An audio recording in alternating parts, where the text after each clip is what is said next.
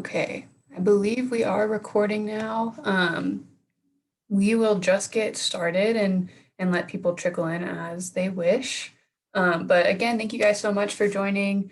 Sorry, you attend one of these 4 Kentucky schools, so thank you so much for taking a little bit of time out of your day to hop on today. Again, if you have any questions, feel free to ask them throughout the presentation, or you can save them until the end, whatever you are most comfortable with. Yeah, but we'll just get going here. So here we go. All right, yeah, so semester at sea, life at sea and life on land, two of the biggest portions of semester. So we will dive into those today a little bit more. Just as a bit of overview, before we get into the specifics of life at sea and life on land, semester at sea is going to be a semester-long study abroad program. We take students to 10 to 12 countries over the course of a whole semester. During this time, students will be enrolled in 12 to 15 college credits through our academic partner, Colorado State University.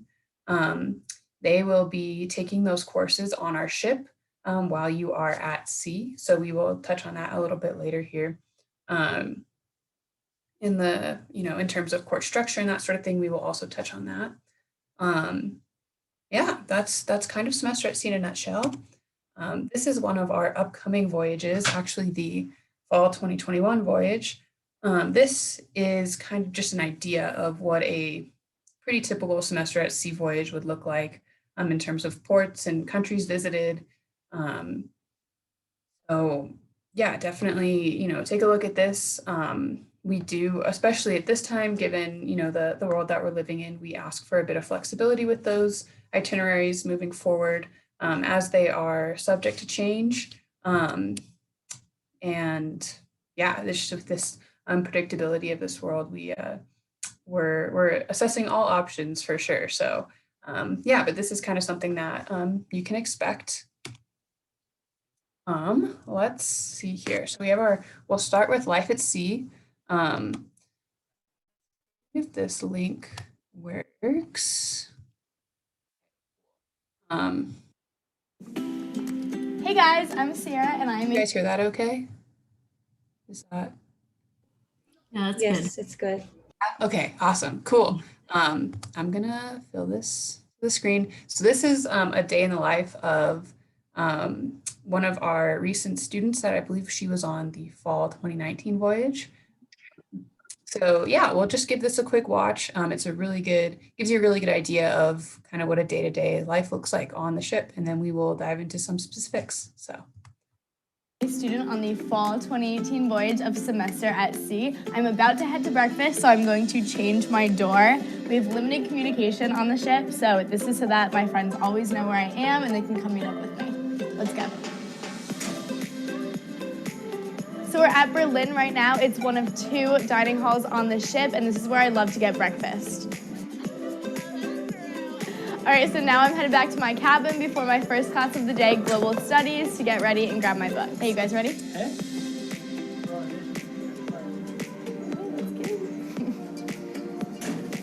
India. We're in the Kaisersaal. This is our big meeting spot and also our space for Global Studies, which is my first class of the day. It's a giant lecture, and today we're learning about India because we're getting there tomorrow. So I just got out of Global Studies. I'm gonna head back to my room real quick before I go get lunch. Hey, Megan. Hey. This is my roommate, Megan. We have an inside double cabin, which comes with 2 beds, a fridge, a TV, some desk space, and 2 closets with shelves and a safe.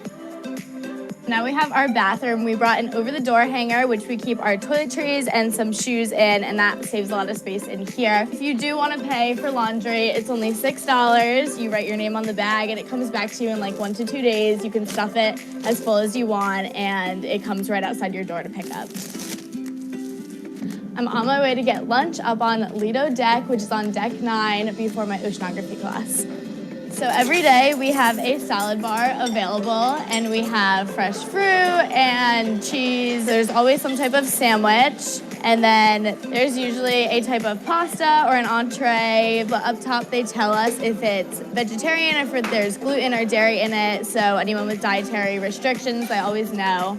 So for those of us who like to keep it classic, we have plenty of peanut butter and jelly on the ship. When it's a nice day out, I love to sit outside on Lido deck. Hey, do you mind if I sit with you guys? Go for it. So I'm headed into my second class of the day, which is oceanography. It's in Kino, which is a movie theater at night, but during the day it is transformed into a classroom for us. Here. Now I'm headed to the gym on the back of deck 6 to get a quick workout in. Okay, I'm on my way to the gym, but I have to take a picture real quick because it looks so pretty out and gotta throw that on the gram. So here we have the gym. We have treadmills, ellipticals, some free weights, some mats. I suggest bringing your own yoga mat, but you can rent them out through Student Life upstairs. Not a bad view, right? I love to go grab a smoothie on the pool deck after my workout because they make it with fresh fruit, yogurt, and ice cream. Thank you. So in addition to smoothies, you can also get snacks and candy and all that, but my favorite is the grill food, and they're all within budget, like under $3. So I love to come out here and study because you have an awesome view and it's so quiet back here, and I just love getting some fresh air while I study for my exams and do some homework. Since today is my short class day, me and my friend Mackenzie are going to get our nails done. Hi. Welcome here. At the Wellness Center, you can get a manicure, pedicure, facial, massage, your hair cut and colored, and more. Thank you so much. So now that I got my nails done, I'm going to go get dinner at Lido. Lido is the best place to watch the sunset because you can sit outside with your friends once everyone's out of class. So right now we're headed to one of our evening seminars. We have them every night on the ship for students to attend free of charge. So now we are headed up to Lido Terrace, where we are going to play some games and meet up with our friends to end our night. So this is where we usually end our night. Thank you guys so much for joining me on my day at sea, but every day is different, so you'll just have to come on SAS and find out what your day at sea is like. Bye.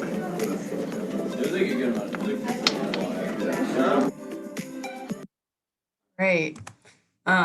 Yeah, so that paints a pretty good picture of what the day-to-day looks like while you are at sea. Let's get rid of that. Okay. Yeah, so that definitely is a good portrayal of what you can expect. A few things I'll note and that we will touch on a bit more specifically as we get into the presentation here. But the dining on these upcoming voyages is going to be set up a little bit different. As you could tell in that video, it was more of a buffet style. We are, given health and safety precautions, we are going to be, our plan is to serve meals in more of a sit-down restaurant setup. So where you place your order earlier in the day, and then someone on our crew will bring you your dinner to your table. And then I'll also address, she, went to the snack bar and was getting like some grill food and that smoothie, which are really great options on board. However, if you don't want, grill food or a smoothie, we do have the 3 meals a day, breakfast, lunch, and dinner, and your evening snack that are going to be included in your program fees. So personally, I was able to go on a voyage as a student back in fall of 2017, and I did not get much grill food because I was trying to, do the semester on a budget and was saving money for time and country. So yeah, but it's just an additional option there for students as well. So yeah. So a little bit about our ship here. We do have those 9 classrooms on board because it's essentially a floating campus. The 2 dining halls that you got to see in that video, the snack bar, a library.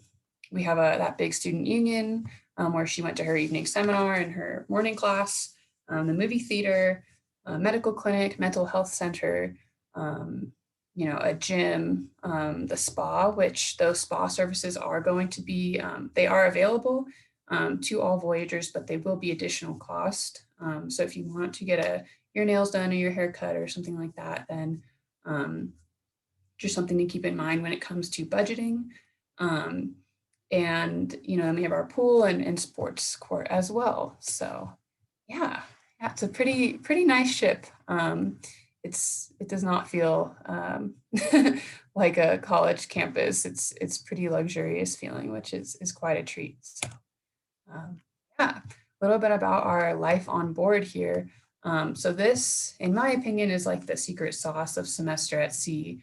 Once you get on that ship, you are going to have an experience like no other. I think a huge part of this is, of course, attributed to our the people that you're on board with. So the senior leadership team on board, the student life team, who is amazing.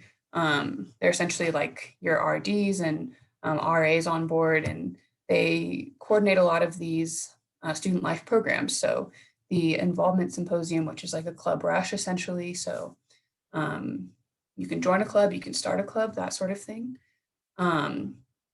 Student life events such as like scavenger hunts and intramural teams, morning, sunrise and sunset yoga, that sort of thing, are always going to be offered. And you end up trying a lot of new things on semester at sea, which is pretty great. We've got, again, like our fitness center, sports court for intramurals, and clubs and organizations. So yeah. Then we also have some really cool, unique community programming that takes place that have been going on for the last 60 years since we've really started the voyages. So we have our Neptune Day, which is when the ship crosses the equator. That's a pretty special day.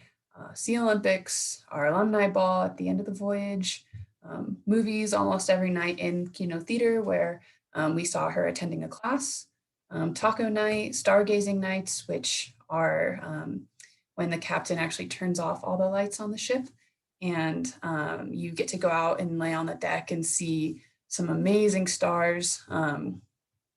In that video, that shot where the ocean was really calm and she was taking a picture in the Indian Ocean, those were some of the most incredible, clear stars that I had ever seen in my life, really. And that was one of our stargazing nights. So it's pretty special and it's really awesome.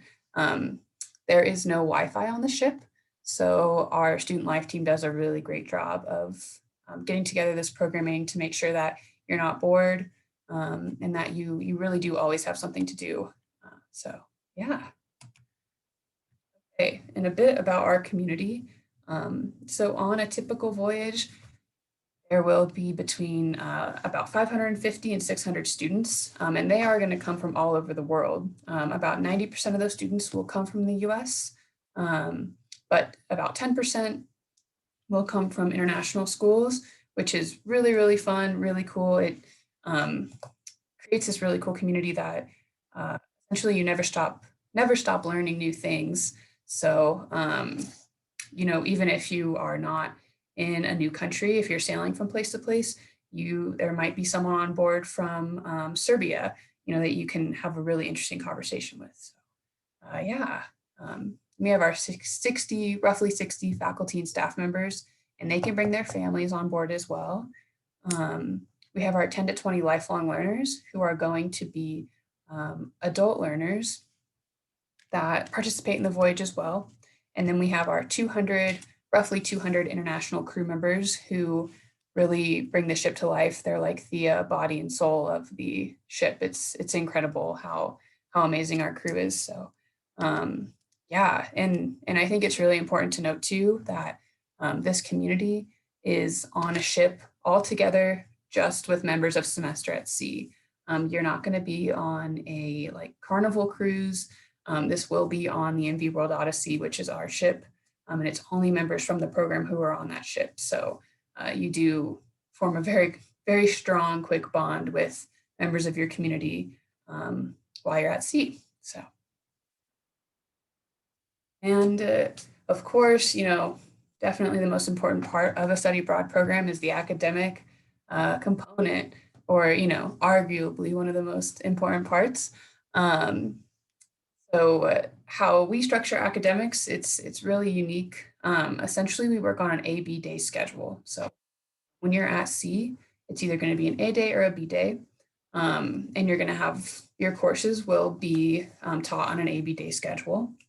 When you are at C, that's when you're going to be in class. So when you are traveling from place to place, you are going to be in 4 to 5 classes on board. And those are going to range from, the majority will be upper division courses, but we do have about 1/3 will be lower division course offerings. And they're going to range across disciplines. So you can be any major in any year in school and do semester at sea. Of course, we want you to get in touch with your study abroad office and your academic advisor during the planning process for semester at sea. And they will be able to walk you through the course transfer process and be able to guide you accordingly. So when you're at sea, that's when you're in class. And then when you get into a country, you're not going to have class. So you could be at sea on a Saturday, and then you could get into a country and be there Monday through Thursday, and you're not going to have class during those times. So it's a really unique kind of on-off schedule that is one of the best parts of semester at sea, in my opinion. So, yeah. All right. Now we will get into the life on land piece here. This is a good segue. Speaking about academics, we can touch on our academic field class component. So when you are in port, you're going to spend your time one of 3 ways. So you're going to have a field class. You can travel independently, or you can participate in a semester at sea facilitated field program. So we will touch on all 3 of those things these next slides here. So, all right. So yeah, just continuing on with that academic piece, academic field classes. These are going to be required for every course that you take on board, and they will make up 20% of your final grade for that course. So essentially, what a field class is, it's going to be like a field trip that you take with your class and your professor. So, for example, when I did semester at sea, I took intercultural communications as a course. Our field class was day 1 in Shanghai, China. My professor and classmates and I went into Shanghai. We went to a local university, sat in on a class, and then were paired up with a classmate in that class, or a student in that class, who then went to a park and a museum with us in Shanghai, and we got to experience that with them. And it was a really, really cool process or experience. I mean, the gal that I was paired up with, we just asked each other really unique questions that you then, view the world through a different set of eyes, and it's pretty cool. So, and then attached to that field class, there is usually a assignment that goes along with it, where you have to reflect on your experience and what you learned and how it connected to what you were learning in the classroom. And essentially it takes, there's a big focus on that experiential learning component. So yeah, that's our field class component. A fairly limited number of your days in port will be taken up by field classes, but they are an important piece of in-country travel. All right, now we have our independent travel piece. So this is, way 2 of 3 that you could spend your time in country. Independent travel is essentially exactly what it sounds like. It's when we get into a country, then you and a group of friends can coordinate your own travel.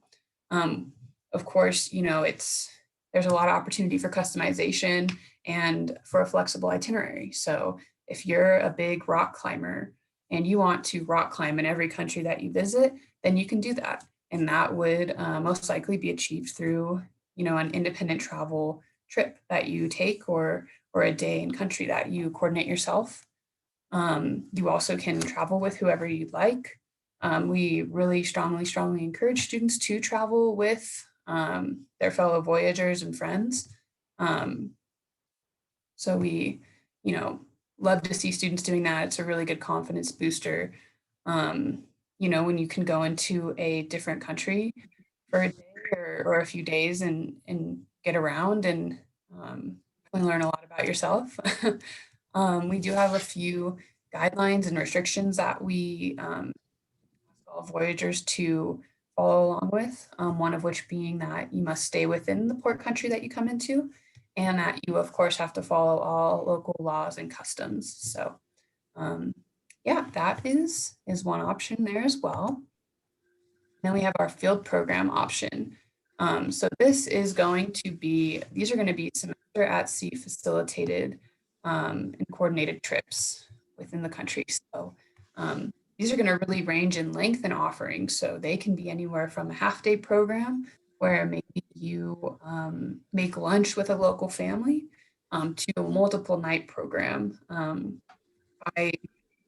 When I did semester at sea, I did about 50% of my travel was independent, and then 50% was through field programs, just because I hadn't done a whole lot of traveling before semester at sea. And one of the field programs that I did was a trip in India, where we got to go to Varanasi, India, and spend a few days on the River Ganges, which is one of the holiest places in the world. It's one of the oldest places in the world. And it was incredible, such a great experience.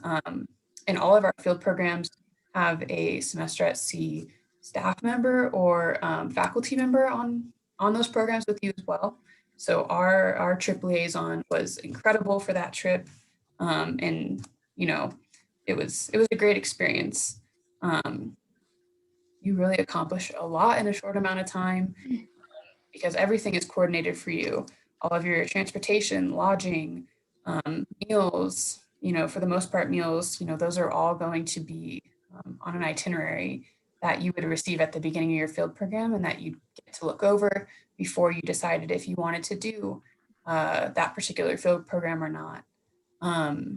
Just like independent travel, these field programs are not going to be included in the cost of your program. So it's just something to take into account when you are beginning that budget, going through that budgeting phase. But yeah, there's quite a few that are offered, and they really range across budgets, length of time, interest, that sort of thing. So yeah, they're pretty great. Okay, and then to wrap up here, we will just touch on our program fees, financial aid, and admission requirements because those things are very important. Here we'll start off with our program fees. These are just going to be for our upcoming voyages. You can see the fees. They're going to be the same for fall and spring, but they do differ a bit depending on your cabin type. I always encourage students to, of course, pick the cabin that you think you'll be most comfortable in, but keep in mind that you really don't spend a whole lot of time in your cabin, as there's always something to be doing on the ship. So, I would encourage students to just essentially pick the most affordable cabin type or select the most affordable cabin type when you place your deposit. And if we have those available, then we're going to place you in one of those. And if not, we're going to put you on a wait list. But it can just make your voyage a bit more affordable. Got that, the tuition costs, which are those CSU credits, your cabin type, the 3 meals a day on the ship, plus that midnight snack, those field courses, health insurance, our full-time student services support team, as well as our mental health team. We have 2 therapists and mental health professionals that do come on board for the length of the voyage, which are incredible, really great resources. And they become a part of the community just as anyone else would. And then, assistance from our office throughout your preparation time. So, yeah. that's a little bit about the fees. We are on our scholarship offerings and just funding options as well, because this is super important. When I was first learning about semester at sea and saw the price points, I kind of was like, oh my God, how am I going to afford that? And then when I started looking into the semester scholarship offerings, I talked with my home university, with my study abroad office, and asked which scholarships would transfer, what aid would transfer to semester at sea, and then just applied for everything that I qualified for, anything I could get my hands on. And semester at sea actually ended up being my most affordable semester of college, which was quite a surprise, but it can be done. Semester at sea can absolutely be an affordable option. Of course, we always encourage students to just apply for as many scholarships as you qualify for or as you're able to. So here's just a few options here.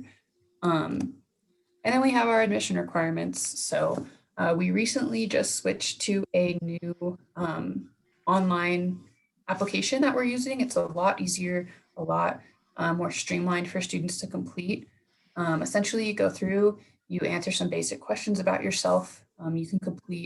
You can then complete an optional student essay. And then we ask you to submit a copy of your transcript. On your transcript, we are mainly looking for a 2.5 GPA or higher, and being in good academic standing with your university.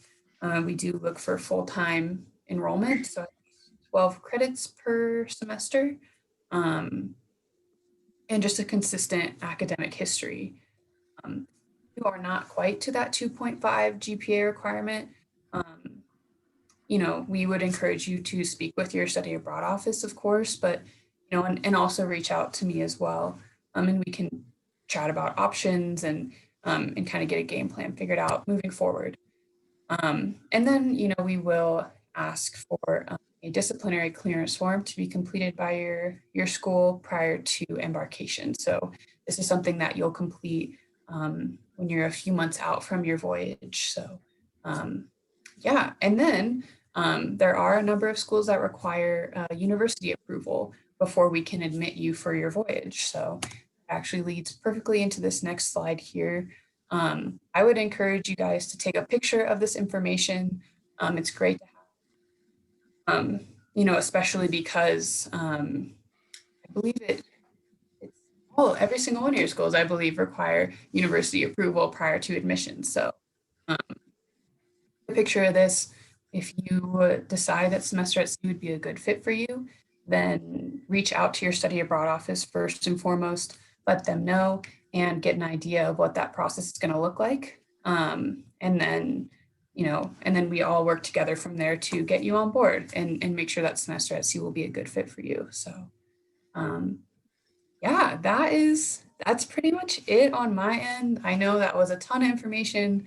I hope that it was useful. But surely if you have questions, feel free to unmute and ask, or you can put them in the chat.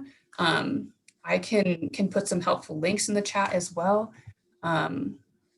regarding just where to find information on our website, links to like the scholarship page, to our upcoming voyages, that sort of thing. So let me grab those links real quick. But yeah, in the meantime, feel free to put your questions in the chat or to just ask them freely. And if you don't have any questions, then that's okay too. I will put those links in the chat though, so then we can at least. I do have a question. Okay, yeah, great. Since this is at sea, is weather ever been an issue? Good question. Yeah, so I can actually speak from personal experience on that one. Due to weather, we actually had to miss a country on our itinerary.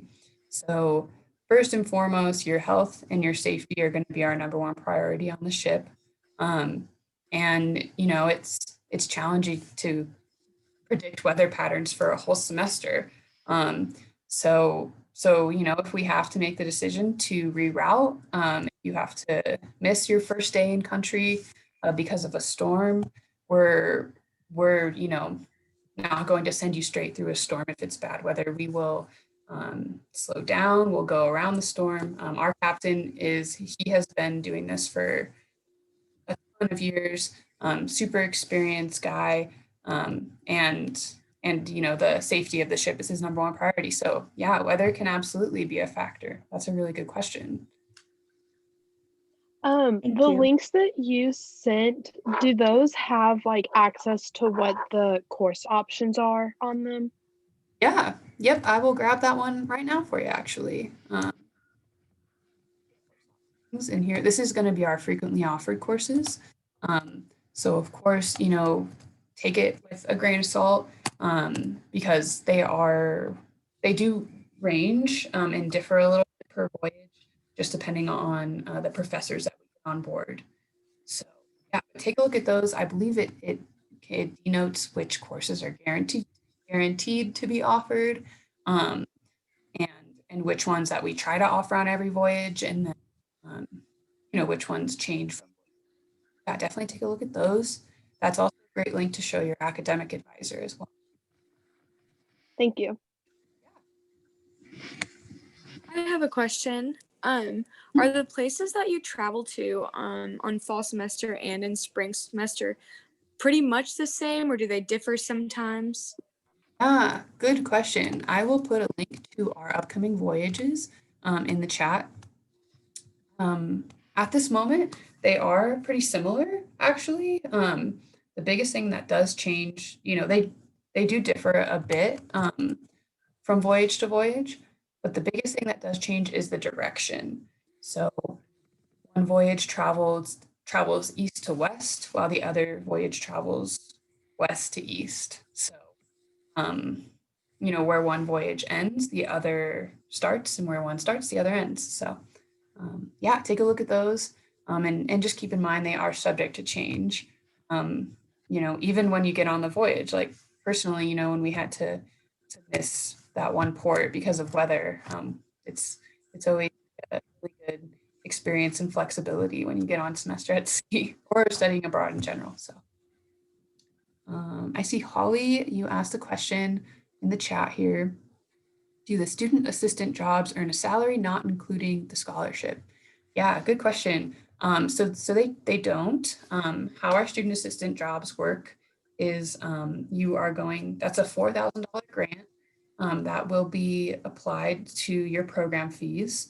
And how it works is when you receive that student assistant grant, we will just take that $4,000 right off the top of your program fees. And then when you get on the ship, you are expected to work 2 hours a day in that position for every day that you're at sea. Student assistants do not have job responsibilities when they are in port. That's your time, and we want you to get out and enjoy it.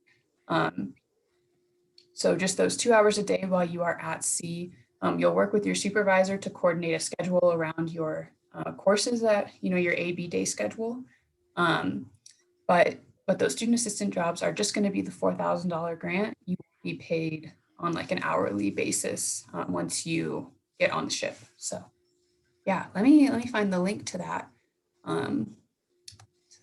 scholarship in particular, or just our scholarships in general, and the student assistant grant can be found on there as well. I have another question. Okay.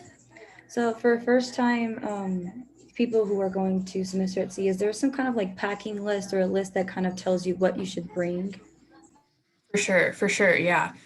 We are definitely going to, I know packing can be a really intimidating thing when you're going away and going through all of these really different climates over the course of 3.5 months. So our Voyager service team, they handle all of the preparation when it comes to your upcoming voyage. They will be in touch with you regarding a packing list and regarding like the visa process, your medical clearance process that you have to go through. It's pretty basic. What else? Course registration, field program registration, all of those things, and packing. They will be your best friend when it comes to offering those resources and those helpful tips there. So yeah, let me see if I can find an example packing list. I know we used to have one, but I think that we are in the process of revamping that a little bit. So let me see if I can find an example though.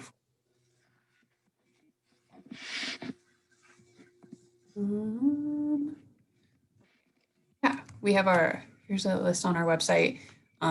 It addresses like packing and some prohibited items as well. Put that in there.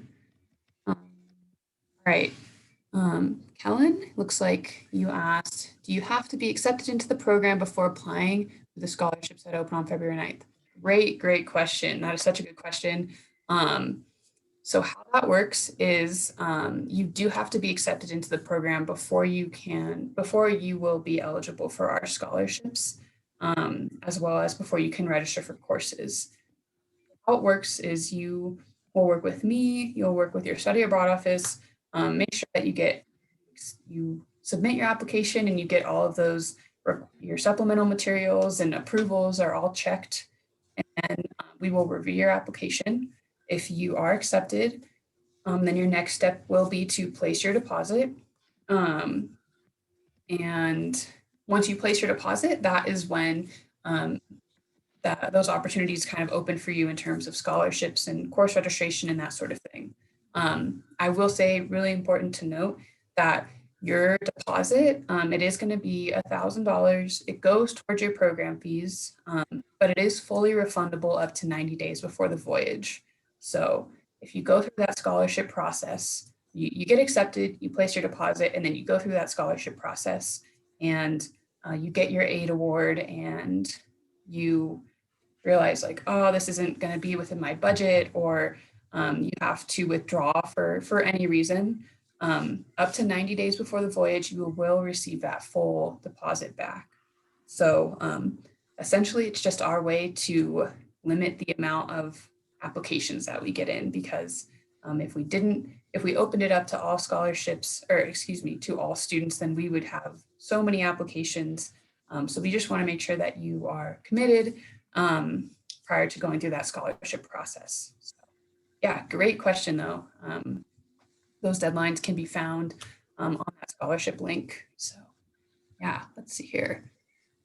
Is it better to save your core requirements for the program? Yeah, that's a super good question too. That really depends on your major. And that's a really great question also for your academic advisor. They know your academic process best. They know your four-year plan, and they will be able to advise you accordingly on that front. Just in my personal opinion, I think have a few electives that you need filled. Those are really great options to do on semester at sea. Maybe you have like a general ed history course that you need to do, or like a general ed political science course. That could be a really great course to take on semester at sea.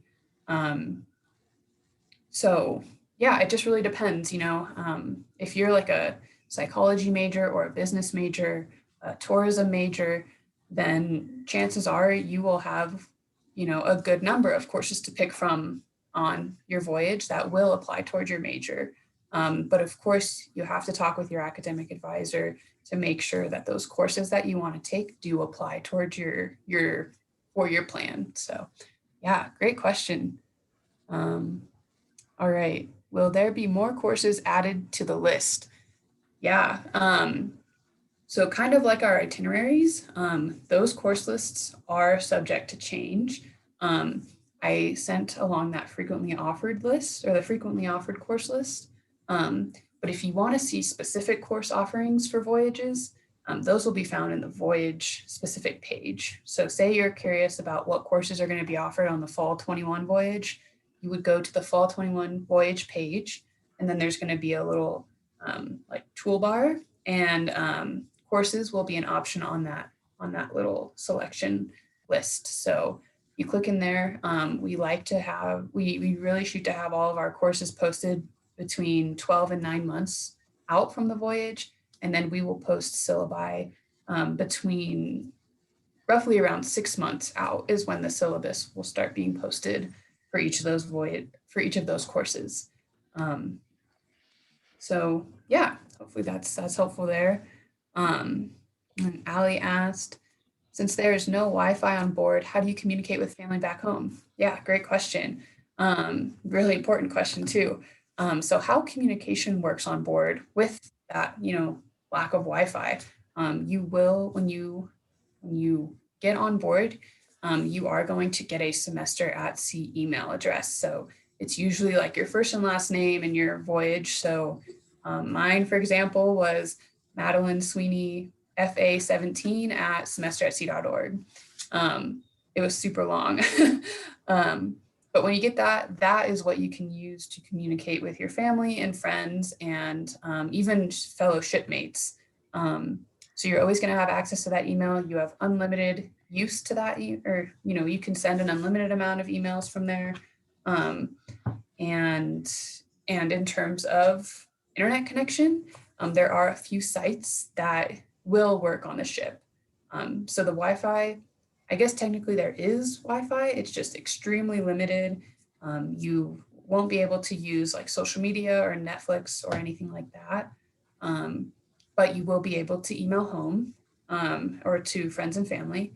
You will be able to access like Wikipedia. There are a few like academia sites that you'll have access to. New York Times, you will have access to for like current news, that sort of thing. So that's a little bit more info there about the Wi-Fi. Great question. All right, one more question here. Will we need visas for the countries we visit, or will a passport suffice? Again, good question. So that really is going to depend on the country itself. So the visa requirements for every voyage do differ depending on the itinerary. So for example, speaking from like personal experience, on my voyage, we went to, I think it ended up being a total of 10 countries, and we needed visas for 3 of those countries. So we needed a visa for Ghana, India, and Vietnam. Those were visas that we had to get before we got on the ship. And then there are a few visas that you get on arrival. So when you get into that country, you'll show them your passport and they're going to put a big sticker in there that will be your visa. Then there's other countries that just stamp your passport and then you move on. So just really depends on the country. That though is a topic that will be thoroughly, you're going to get a ton of information about when you get into that preparation process with our Voyager Services team. They are experts on the visa process, so they will be able to guide you through. I know visas especially can be kind of intimidating, but we do have guides that we'll send out to every Voyager that essentially provide a step-by-step process for completing that visa requirement. So yeah, good question. I feel Any like other?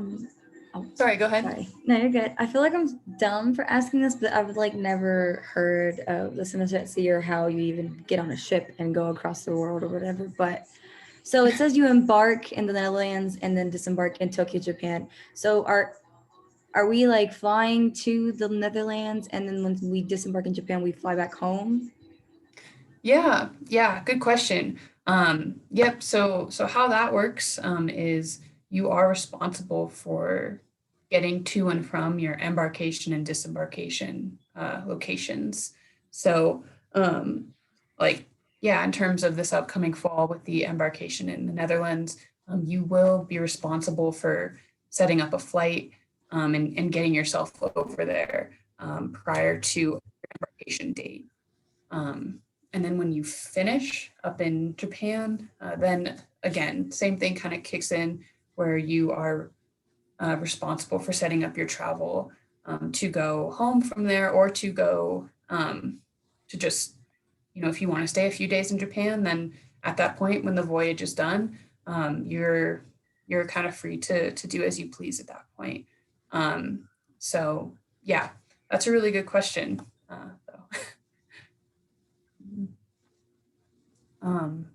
Are there any other like I gotta look how much any other like helpful links or anything that I can put in the chat for you guys? Trying to think of a few here. I'll put the program fees, the link to those in there. That's important for sure. Oops. I do have a question about like money outside of the fees and scholarships and stuff like that. So, uh, since there are things that are like separate from your meal plan or whatever, do you have how much money would you have to bring like on a daily basis to into the country and buy things there or on the ship? Yeah, yeah, like a budget roughly. Let me see if I can find a budget sheet. It's super helpful to kind of just give you an idea of that exact thing, how much money to bring outside of the program. Let me see here. I sent the link to someone. So it's in my email here. I'm just tracking it. Oh, here we go. Perfect. So this is going to be kind of a budget sheet example for fall 21. We'll say that the billable expenses, so like the program fees, those are set. So those are, you can expect that. But in terms of the additional estimated expenses, those are a bit more on the generous side. I will say when I went through the visa process, those did not end up costing me $750. Same with immunizations; those were very minimal in terms of cost. Um, Books, I think I bought maybe $50 worth of books for my voyage, textbooks, so yeah, this is definitely like a very, like, what's the word? Um, just like a safe budget sheet in terms of like, that would probably be on the higher end of things. Of course, everybody has different travel styles, has different travel accommodation, like comfort levels, that sort of thing. So, yeah, it does differ a bit for Voyager, but that is roughly what we would advise you to budget for. So yeah. All right, it looks like there's a question here in the chat. When traveling to countries, will everything be in our currency to purchase items? Yeah, yeah, that's a good question. In terms of currency, that is again something that our Voyager services team will be able to advise you on.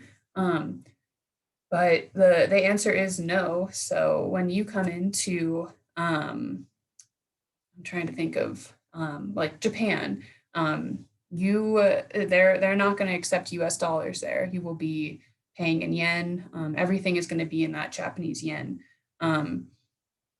So I think a really helpful tip for Voyagers is get a international credit card. So like when I went abroad, I used the Chase Sapphire card. It was great. It was really secure. And the vast majority of places they take credit card like payment. So that was really helpful. And it automatically converts the currency, to US dollars on your statement. And there's quite a good level of travel insurance on that card. You know, it's just a great card to take internationally. And then, of course, like you can bring your debit card with you as well, which then you can go to an ATM when you get into a country and withdraw currency. You can even go to your local bank, your local like Chase branch or credit union or whatever it might be, and get some currency before you leave. So I tend to be a bit of a planner. So I took my itinerary to Chase and got an equivalent of about $25 to $50 of currency for each country that I was going to on my itinerary, just in case, when you get into country and maybe you want to take a taxi somewhere and you want to be able to pay cash for that, then you have some cash ready for that. Of course, that's just, it kind of comes down to however you would like to do that. But to answer your question, yeah, everything in those countries is going to be in their own currency. So while everything on the ship is going to be in US dollars, if you would like to make any purchases on the ship. So yeah, good question. Yeah. If you guys have any other questions, yeah, like feel free to put them in the chat or to unmute and ask. I'm gonna put my email in there one more time. And then you guys can have that if you have any questions that come up after this. I know that like these things can really hit you with a lot of information. And then maybe you're thinking about it later and it's like, oh my gosh, I have that question. So that's where I'm happy to answer those for you. I'll share my screen one more time and I'm gonna put up those, your university contact info. And so in case you didn't catch that the first time, then we can just look at that one more time here. This is super helpful information. Of course, we want you to get in contact with your study abroad office, just even when you are starting to think about going abroad. They're going to be great resources. So yeah, thank you guys so much for joining. Great questions. That was awesome. Thank you so much. Yeah. In terms of where you can find this recording, if you want to rewatch or if you missed the first half, I am going to, once we stop the recording, it takes about 30 minutes to process, and then I'll pass it along to your study abroad offices. If you want, and then they can pass it along to you. I believe when you registered for this session that you had to put in an email. So I can always just email it to everyone or to whoever would like it. If you want to make note of that in the chat. If not, no worries. But I'll also put in one more helpful link. Let me find it here, our inquiry link. So then you can just stay on the up and up with all things semester at sea. So so I will take this link here, put it in the chat. So then I would encourage you guys, if you are at all interested in semester at sea, that you just submit an inquiry here, and then we'll make sure that you're in the loop. So yeah, I'll stick around until for the next 5 minutes until the session is over, and feel free to ask any questions that you guys have. But yeah, thank you so much for joining. Thank you so much for your good questions and your interest in semester at sea and going abroad. So thanks.